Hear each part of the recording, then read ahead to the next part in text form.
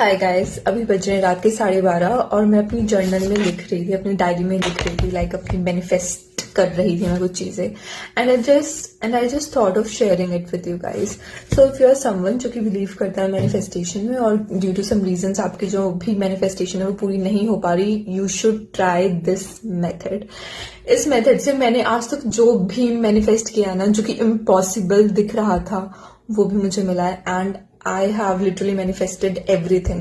So this method is called 369 method, जिसके बारे में आपको बताती हूँ. बट उससे पहले I would suggest you to use, if you have a manifestation diary जिसमें आप ये करते हो, then it's fine. Otherwise, just take a separate diary to do this.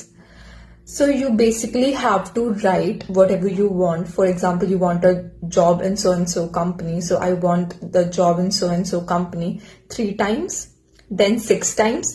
And then 9 times. इसमें इंपॉर्टेंट चीजें कुछ ध्यान रखने की है, वो है कि जब आप इसको लिख रहे होंगे, so at that time you have to feel कि अगर आपको वो चीज मिलती तो आपको कैसा फील होता। सपोज यू रोट कि मुझे इस कंपनी में मेरे को मेरा इंटरव्यू क्लियर हो गया या फिर मेरे को जॉब मिल गई है सपोज, तो आपको फील करना है कि अगर आपके साथ ऐसा होता है तो how would you be feeling. तो आपको वो चीज अभी फील करनी है, इमेजिन करनी है बेसिकली, ठीक है।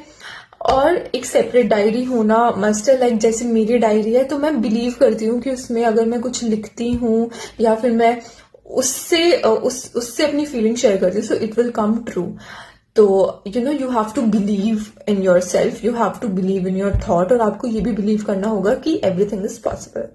Bye bye guys.